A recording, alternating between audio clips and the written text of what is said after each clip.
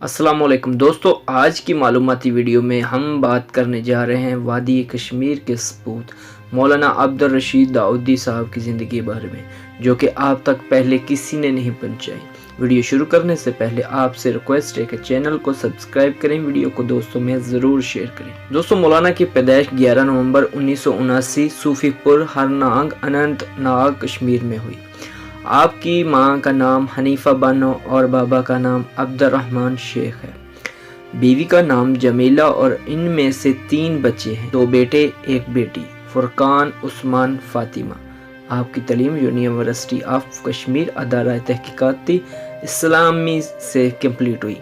مولانا عبدالرشید داؤدی 11 نومبر 1979 کو ضلع کولگام کے گاؤں بڈرو یاری پور میں حاجی شیخ عبد الرحمن کے ایک معزز اور مذہبی گھرانے میں پیدا ہوئی۔ ان کی ابتدائی تعلیم 1984 میں گورنمنٹ سے شروع ہوئی۔ مڈل اسکول بڈرو یاری پور نے 8ویں کلاس پاس کرنے کے بعد ہائی سیکنڈری اسکول یاری پور میں داخلہ لیا اور 10ویں جماعت کا امتحان پاس کیا۔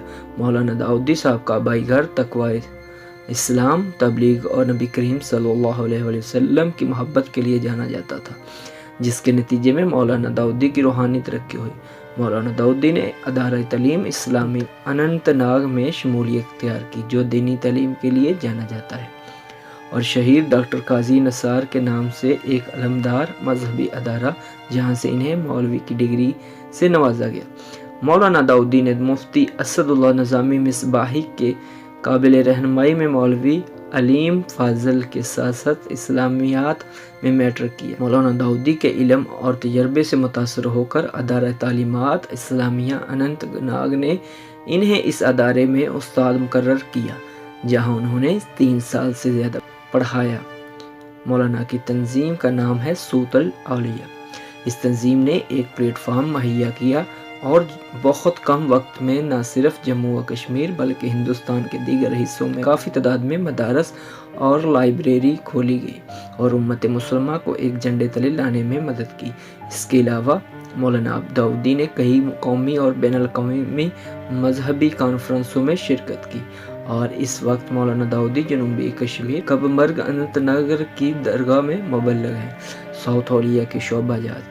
صوت اولیاء میں اس وقت درسی نظام صوت الاولیاء کتب خانہ، مکتب فکر، دعوت و تبلیغ موجود ہے۔ مرکز اور مرکز برائے متولی اور تبلیغ وغیرہ یہ تمام مراکز کا کام کر رہے ہیں اور اطمینان برکردگی کا مظاہرہ کر رہے ہیں۔ مولانا داؤدی کے ہزاروں پیروکار ہیں، جن میں نوجوان اور بوڑھے شامل ہیں، جو بیعت تھے اور تحریک صوت اولیاء کے پابند پیروکار ہیں۔ اعزازات: 1 نومبر 2018 کو مولانا داؤدی کو احمد رضا موومنٹ بنگلور کی طرف سے احمد رضا ایوارڈ سے نوازا گیا، اور 2017 میں کولگام کی طرف سے فخر اہل کے خطاب سے نوازا گیا۔ 11 جولائی 2011 کو ہندوستان کے معروف عالم مفتی عبد المنان کلیمی نے داؤدی کو فتح کشمیر کے خطاب سے نوازا۔ سال 2020 میں علامہ الیاس قادری نے انہیں محسن اہل سنت کے خطاب سے نوازا۔